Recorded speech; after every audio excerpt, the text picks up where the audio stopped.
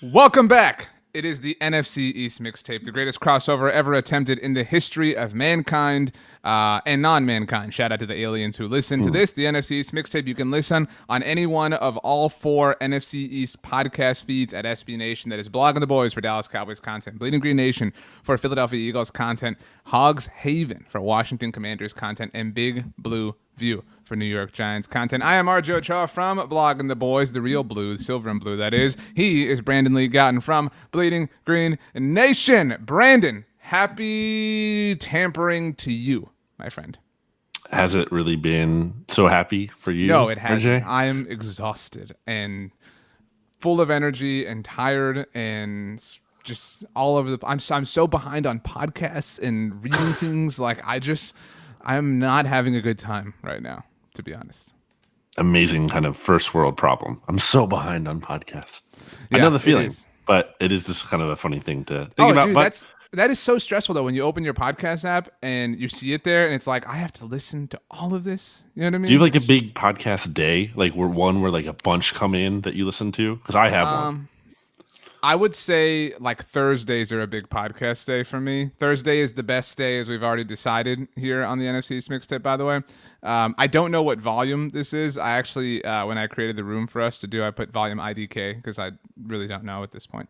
You can also watch this show, by the way, on the Blogging the Boys YouTube channel or the Bleeding Green Nation YouTube channel. So not technically just a podcast.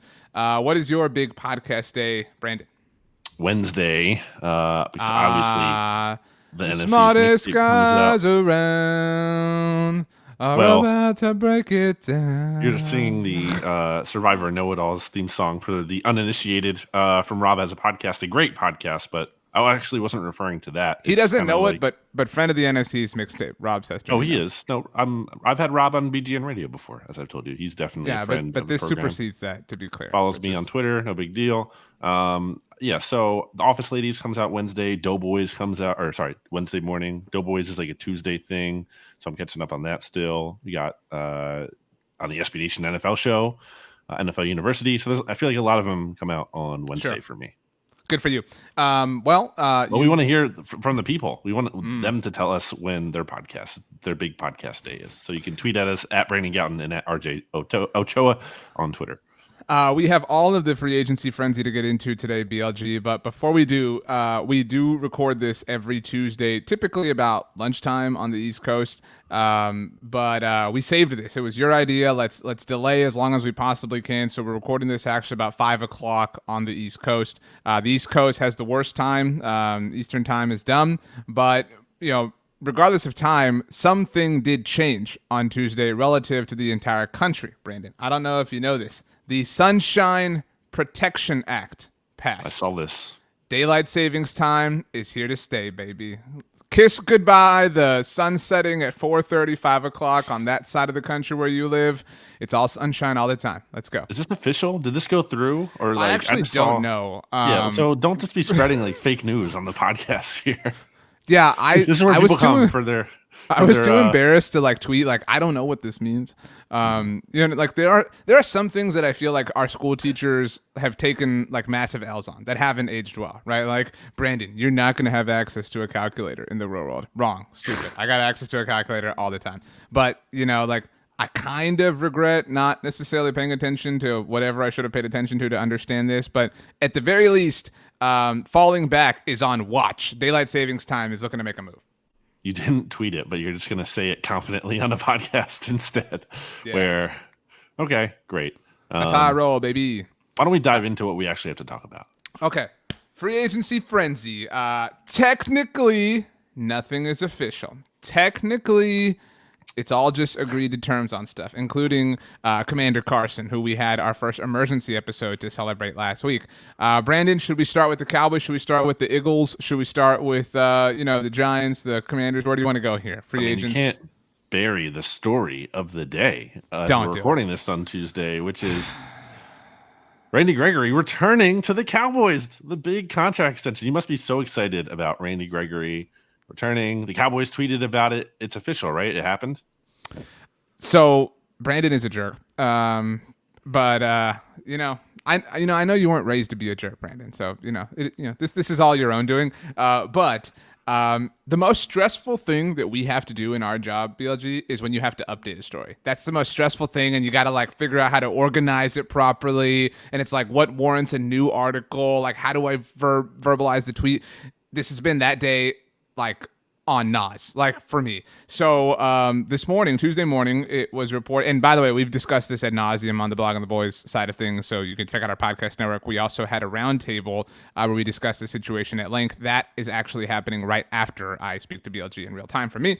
But Cowboys had agreed to terms with Randy Gregory Tuesday morning to return on a deal that averaged $14 million per year. That made sense because DeMarcus Lawrence signed a new deal on Monday that created $13 million in salary cap space this year. Awesome. Cowboys brain trust should always be trusted. The Cowboys are great. They know what they're doing. This is all part of the plan. All of a sudden, kaboom! Massive blow up. It has since kind of come out that there was this level of distrust or dissatisfaction between Randy's representation and the Cowboys. Obviously, they have an extensive history, but there was language that was in Randy's contract that, according to Randy's team, was added in the 11th hour. Now, the Cowboys are dying on the hill that this is standard language, that this is in all of their contracts, save for Dak Prescott's. Read into that how you will. But Randy's representation felt lied to, so they balked. They had another offer on the table that was the Denver Broncos, so he left. So Randy Gregory is now the latest number 94 in Dallas Cowboys history to head to the Broncos. He is following in the footsteps of Broncos legend DeMarcus Ware. You know, you have to leave Dallas to actually win something meaningful, so good to see for Randy Gregory. I just want to read you some quotes that I have here about Randy Gregory from both you and the Blogging the Boys Twitter account, which you don't run that always, right? It's a mystery who runs that, to be frank. Okay. There's several hats in the ring. We'll just put it that way. Okay, I like that. So from Blogging the Boys, at Blogging the Boys on Twitter, quote, literally the worst possible way that things could have gone. Why us? Right. Which it makes me think it's you because of the spacing, because then you space it the same way, or similarly in your tweet at RJ Ochoa. It would have been one type of pain for Randy to leave in a normal way. This makes it 500 times worse. Right. So your misery is my gain, RJ, as I will tell you that the number 5 article on all the SB Nation NFL sites in terms of traffic today is an article I wrote about this. It's actually second on BGN. So thank you, Cowboys, for that sweet, sweet traffic. For living in your heads, rent-free, baby. Yeah, yes, we're living in my head as we're all laughing at you. Yes, that is exactly how that works. The number 1 article at BGN, in case anybody's curious, Laviska Shenault, Trey might interest Eagles. So, just good, really good times over here. Good times happening around our friends in Philly. Yeah, man. I mean, so if this truly was, and there is some level of unknown, but if this truly was the Cowboys like trying to be slimy at the very end, that's not cool. And you send this message to everybody else that you're willing to kind of do that at the very end in the 11th hour after handshakes have happened and you're kissing babies and stuff. That is not cool. It's super embarrassing that this would happen. Super embarrassing you would lose him to another team for the exact same rate. It's not like Denver's paying him more. It just this. You know that this happens a lot with moves, like not just free agent moves, but sometimes like things like results confirm our priors. And so if you believed that the Dallas Cowboys front office had no idea what they were doing before this, then you really believe that now. If you, for whatever reason, were like fully trusting in Jerry Jones and Stephen Jones and you think they're running a great operation there at the start, you're like, well, Randy left. And there's all these takes like, what happened to loyalty? They stuck by him. Like, no, dude, this is Randy. If the Cowboys tried to do this at the very end, I fully support Randy Gregory getting out of town and doing what's best for him. I think the fact that his contract with the Denver Broncos, according to Jane Slater, does not have the language that it would have had in Dallas is proof enough that something is at the very least mildly afoot. What is the annual value he's getting, or what was the offered from the Cowboys? $14 million per year. Okay. Do you think at all that this is actually a good thing for the Cowboys in the sense that I think losing Randy Gregory in a vacuum makes them worse, obviously now. But do you think this could have been an overpay given that he's never had more than 6 sacks in a season and he obviously has been unavailable for a lot in his career and there is some risk there? Do you think this is possibly there's a silver lining to this at all? You know, The part of me that, and I know you have felt similar things like this before, the part of me that wants the Cowboys to learn a lesson hopes that there isn't. Because I want them to like, I don't want them to be punished, but I want them to learn I get it. The process isn't good, right? Right. I would hate that. And so to kind of like crystallize this idea, as we get into acquisitions, this is a would-be acquisition, but you mentioned DeMarcus Ware. He posted a video kind of courting Von Miller to the Cowboys. I mentioned Jane Slater. She reported that he has interest in joining the Cowboys. And so there was some thought, and I know you know this, about Von Miller potentially rejoining the Broncos. I think that would have like screamed collusion to the NFL. It would have been fun. But now that they've signed Randy Gregory, that's obviously not going to happen. So yeah, I mean, maybe this is a situation of we missed out on Randy Gregory. We, as in the collective, know the Cowboys are willing to pay an edge rusher. Pay Von Miller. He's a guy who literally Micah Parsons was his comp coming into the NFL a year ago. I mean, and I know you agree that Von is the perfect guy for Micah to learn from, to tailor his game after. He's somebody who's been there, who's done that, who's climbed the top of the NFL mountain, not just once but twice. I mean, that he would be a great influence. I used to say 2 years ago that I thought Gerald McCoy could have had the same influence on McCarthy's defense that Charles Woodson did in Green Bay. I think that Von could be that guy to a larger degree, just from a leadership standpoint. That's what I'm saying. Okay. No, yeah, I'm like a guy who'd been there, done that, but was like looking for Von would be different because Charles was looking for a ring, Joe McCoy was looking for a ring at the time. So it might lead to that. I mean, and that would be 3 times that the Broncos have kind of saved the Cowboys. The first 6 years ago when they drafted Paxton Lynch and led to the Cowboys drafting Dak Prescott. And speaking of Micah, them taking Patrick Surtain is what set the wheels in motion for Dallas to trade back with the Eagles and ultimately take Micah. So if it's Von, I think people will feel like, myself included, it's a net positive, but it doesn't change the potential scumminess that's involved here. Or maybe a Chandler Jones, probably. Right. You'd like that.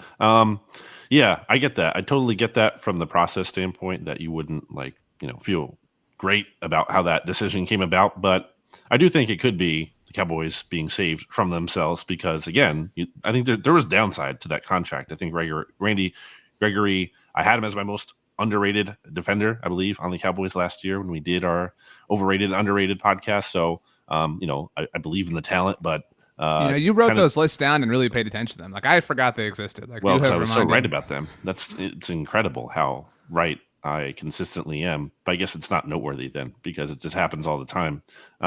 Yeah. So what else? So the Cowboys, since we last recorded.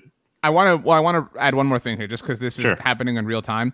Charles Robinson, who's great, we're both big fans of his over at Yahoo, just tweeted. He quoted a tweet for me because I've seen you express fandom of Charles Robinson before. I know you, BLG. We're friends. Back up. Anyway, I don't disagree. I just don't like you saying it for me. Anyway, so Ed Werder had a tweet, just to be fully clear here, that said, source says the salary forfeiture language Cowboys include in player contracts that led Randy Gregory to abruptly sign with the Broncos is standard to them, but not commonly used by other NFL teams.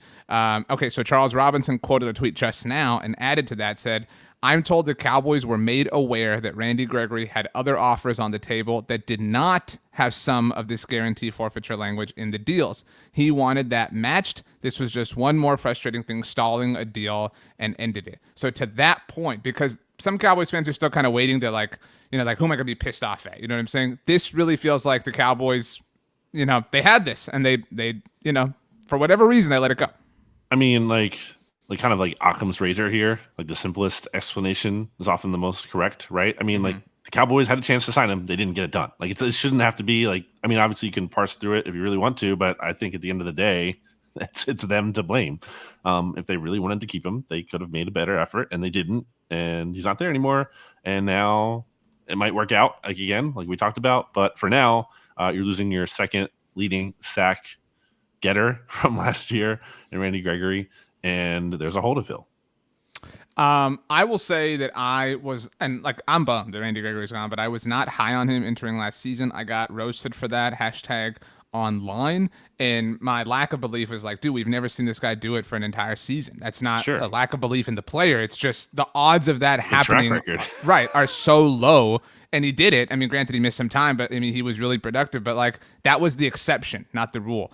Right. Quickly tying a bow on what else the Cowboys have done, they did lock up Michael Gallup on a deal that's very friendly early on. And I took some heat for this too. I love Michael Gallup, big fan, friend of Blog of the Boys.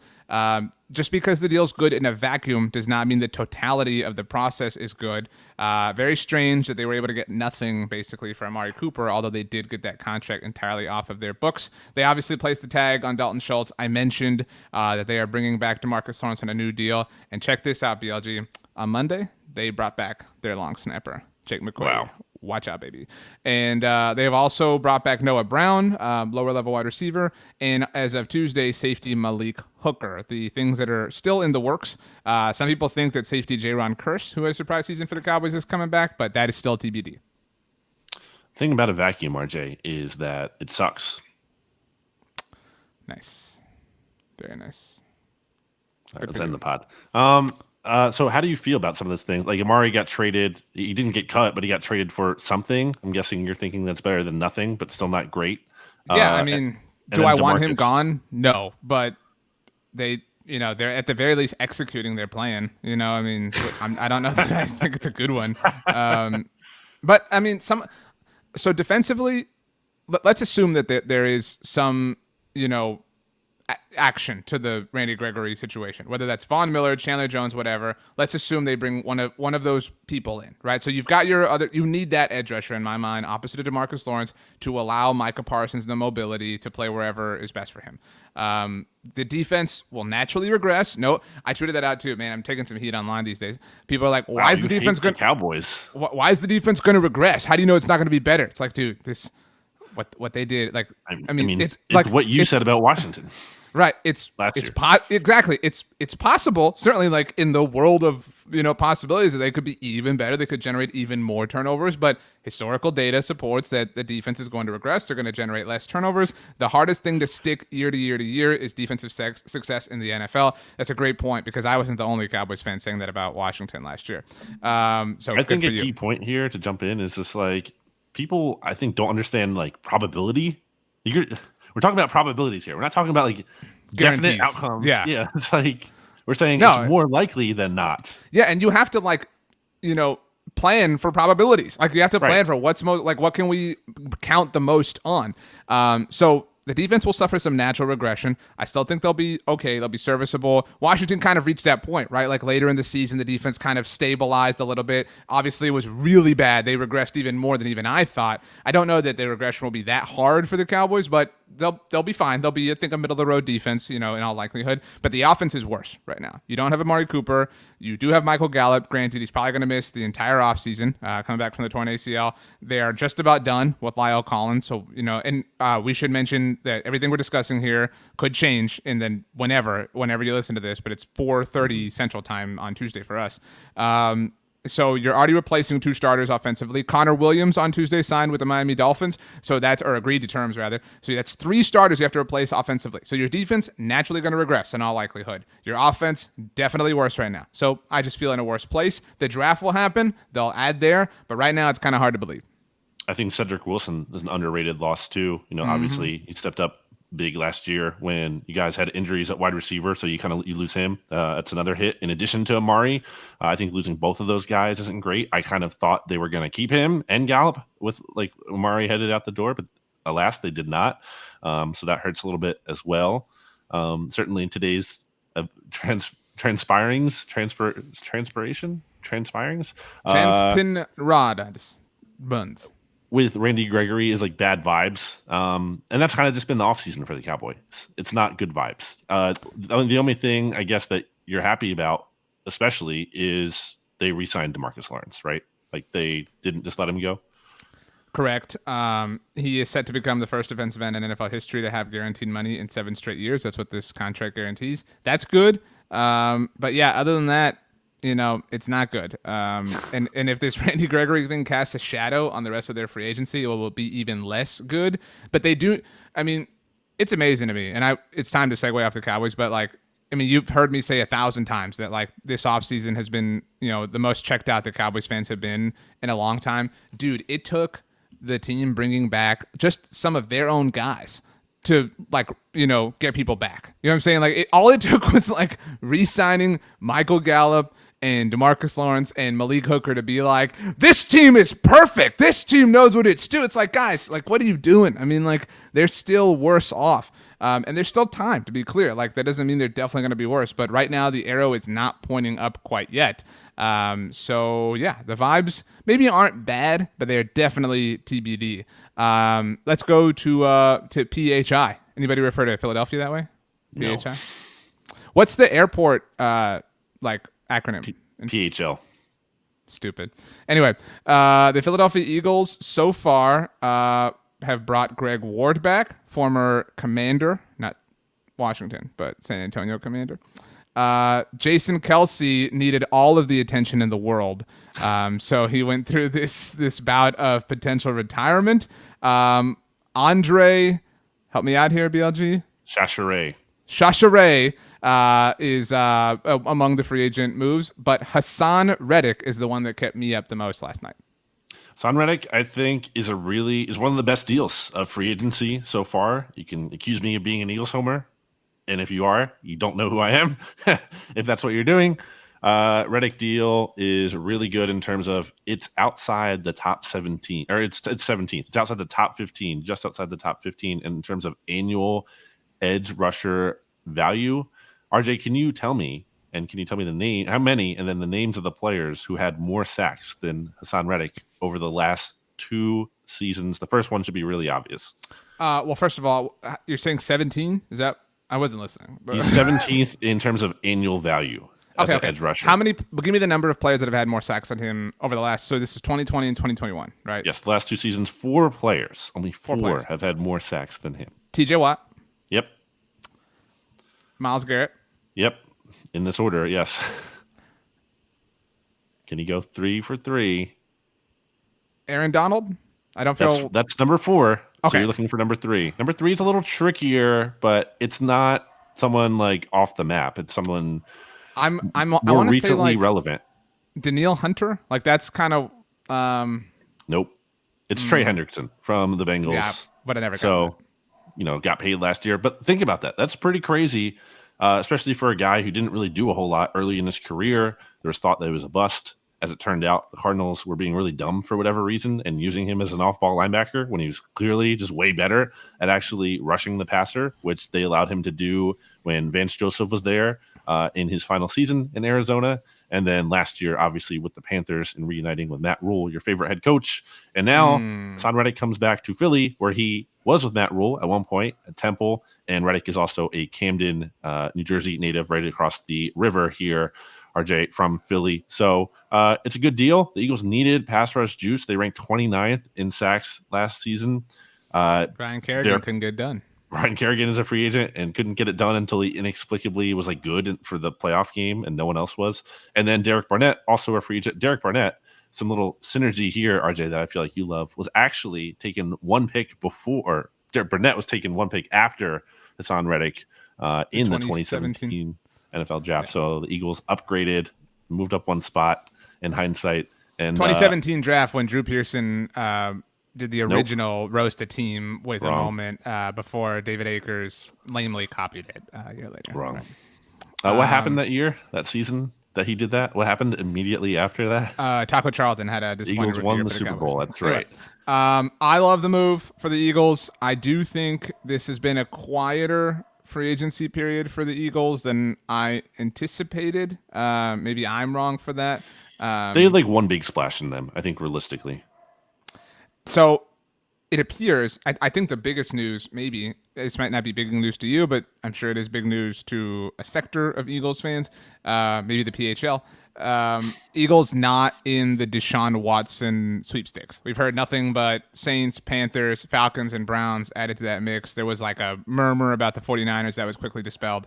The Colts tried to get in on it, but the Texans were like, LOL, thanks. So yeah, I mean, it seems like we're getting year 3 of Jalen Hurts. Like there's no like would-be shoe to drop at the quarterback position is my point.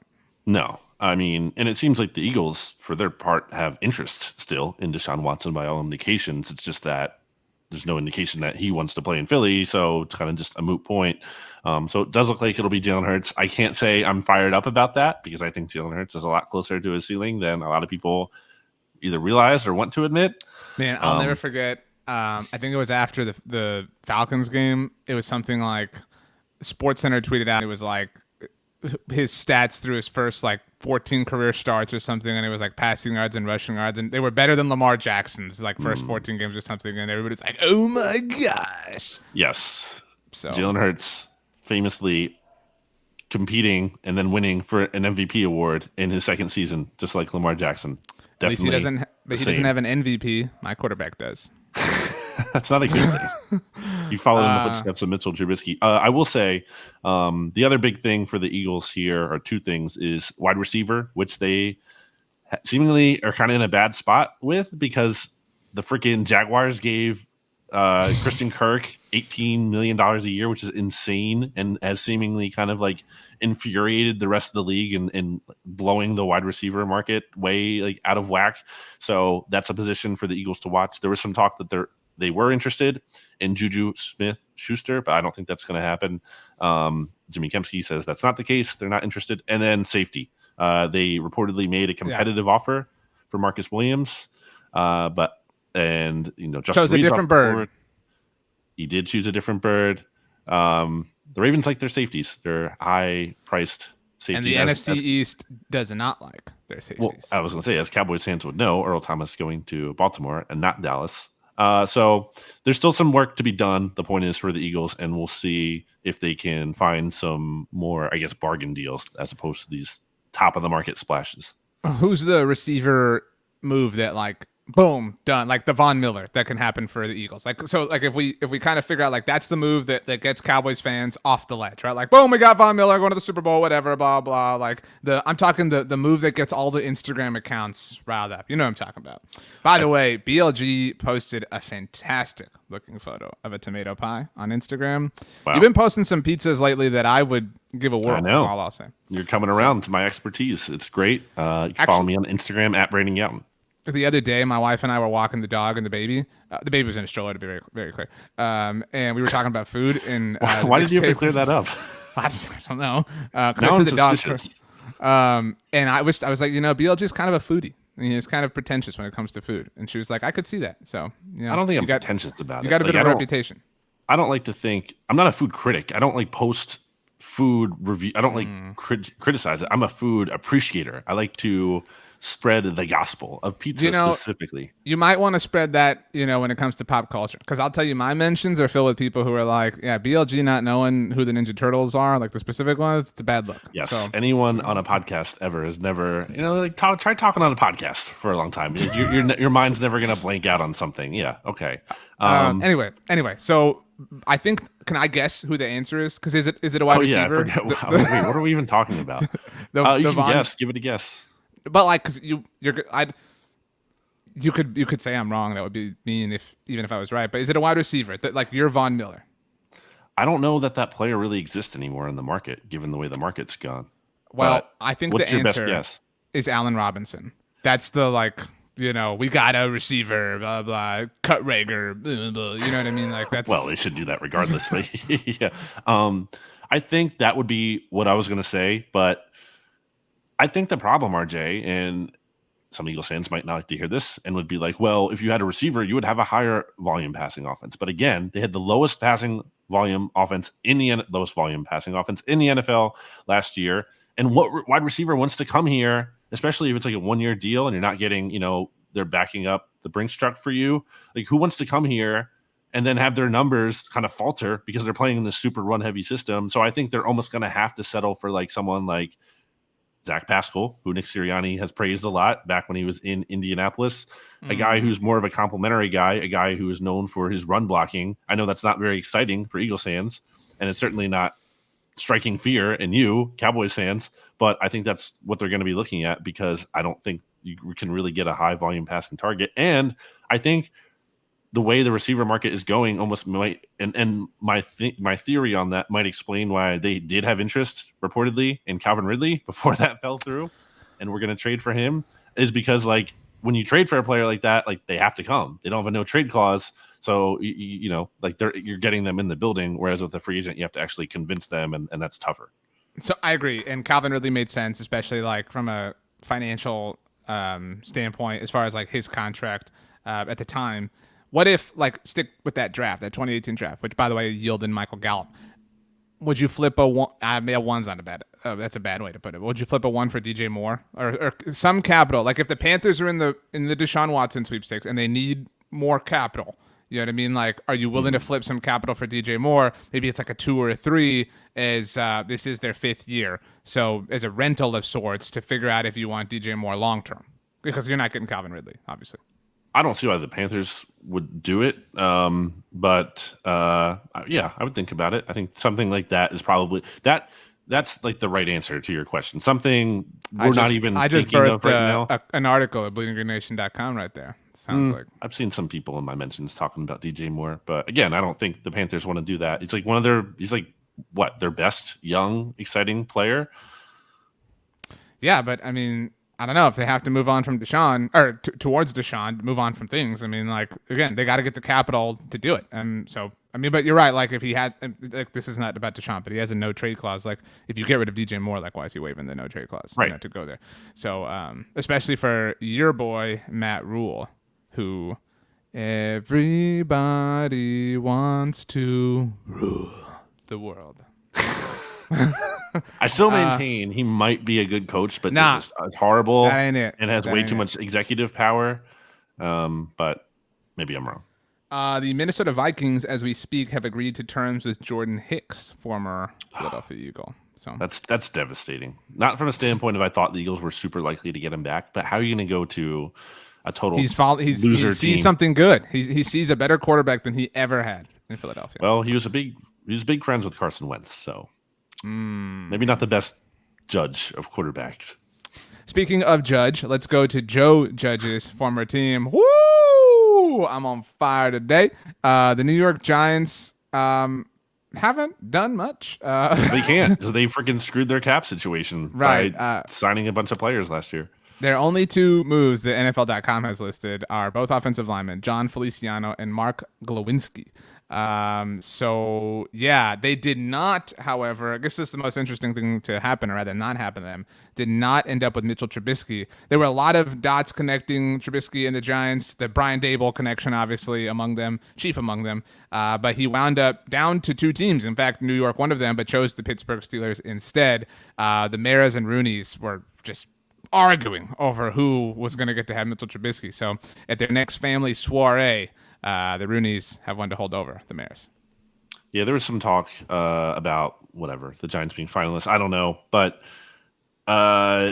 yeah, not much to say here other than they needed to address their offensive line. I don't think they got any studs. Obviously, Feliciano was released by the Bills, and you got the Daboll connection and Shane connection there. This is the new Curtis Samuel, by the way. Like, oh, watch out. Like, it's like, just because the dude gets his former players does not mean it necessarily translates. It's fine. It's fine. They're fine moves. They're not anything special or great. They had to adjust their offensive line. That they're doing it is better than neglecting it, like they've done for way too long. So, golf clap for the Giants. I guess it's fine.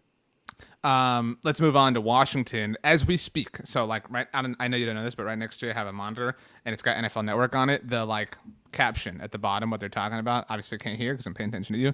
It's got the Commanders logo. It says "Level of Concern: Carson Wentz traded to Commanders." Outside of Wentz, Washington re-signed Bobby McCain. That's it. They also lost Brandon Scherf, which is to the Jacksonville Jaguars and the greatest coach of all time, Doug Peterson. Their best offensive lineman by far, right? Like that whole situation, like you would have thought that they, after the Kirk thing, like forget how you feel about Kirk for a second, but you would have thought they would have said, we're never going to be in this financial pickle ever again. Like that, this is never going to happen to us ever and again. Then it literally happened. And then it literally happened right away. It's astounding, really, honestly. I think it speaks to players not wanting to be there. I think if like Brandon Scherf really wanted to be in Washington, they would have found a way to work something out. I think he clearly didn't want to be there unless they gave him, like the NFL's best contract for a guard ever. It came like way over the top, and they weren't going to do that. And he didn't want to be there, so he's no longer there. And they couldn't tag him realistically, really, for a third time. But that's a significant loss. And so is, I think, losing Tim Settle. Obviously, Tim Settle not as good of a player, and they still have a lot of talent on their defensive line. But point being, they got worse in the trenches, which is not great. And they also added a quarterback who is not good. And also, did you see his statement, by the way, that was floating around on Twitter that he was like talking at something? It was like something with kids. He was at some kind of speaking event. I did not see this. Well, let me sum it up for you and let me say that Carson Wentz is clearly not excited to be in Washington. There was no mention of like, I'm sorry. I got confused. I thought they were talking about Brandon Scherff. Yes, I did see this. I mean, he clearly is not thrilled about being there. Like nothing in that statement said, I'm excited to head to Washington, new chapter. It was basically like, well, sometimes life gives you lemons, so I guess I'm going to make the most out of it. Like that was the kind of vibe from that statement he put out or was saying, I guess, in person or whatever. So that's another reason why I think this is just such a recipe for disaster. It's not even like the quarterback wants to be there. He doesn't. He very much does not want to be there. It is very not good. I mean, he doesn't have a choice. But no, I mean it's hard to like sell. Like I'm saying, it's like we talked about this last week, but like it's hard to do the press conference, like introducing him to the team and like getting all like the photo, like with the jersey and the helmet. You know what I mean? Like it all has a very, very stale feel to it. This just happened while we're on again. The NFL did announce comp picks BLG. Wow. There on quick first scan, no comp picks for any NFC East team except for the Dallas Cowboys. They were awarded the 176th overall pick, 5th round selection for the loss. Two 5th round picks. 2 5th round picks for Andy Dalton, and I don't actually know who else. So yeah, cool, great, exciting. How many picks do the Cowboys have now? You don't even know. Fraud. I don't even know right in this moment. Eagles have 10. Do we have anything else? I know this was a bit of a shorter episode, but it's like kind of waiting on this stuff to get official. Yeah, I mean, we're still gonna see a bunch of more moves, I guess. Like we're not even, as you said, free agency hasn't even officially begun, so we're not even through the true first wave. There'll be like from now until like Thursday, Friday, even into the weekend, there'll be some more dominoes to drop, presumably, and then I feel like it usually dies. I feel like the week after the free agency starts, it kind of like dies off, and then there's a second wave a little bit, maybe later in that week or whatever. So by next show, we'll have some more stuff to talk about. I feel like. Yeah. Predictions for the Cowboys and Eagles. Anything? I do predict there's a Randy Gregory answer that happens between now and next week. Exciting. That's it. That's all I got. That's the biggest thing. I'm gonna predict the Eagles sign Marcus May, who was franchise tagged last. I know PFF connected him to the Cowboys in one of their first free agency destination pieces or whatever. So popular name. Was with Eagles defensive backs coach Denard Wilson on the Jets for 4 seasons. So there's a connection there, and the Eagles need safety, and I think his price could be reasonable considering that he's coming off I believe an Achilles injury. So there you go. Sweet. Yeah. Free agency is officially here. BLG, the last 3 words belong to you. Make them count. Later.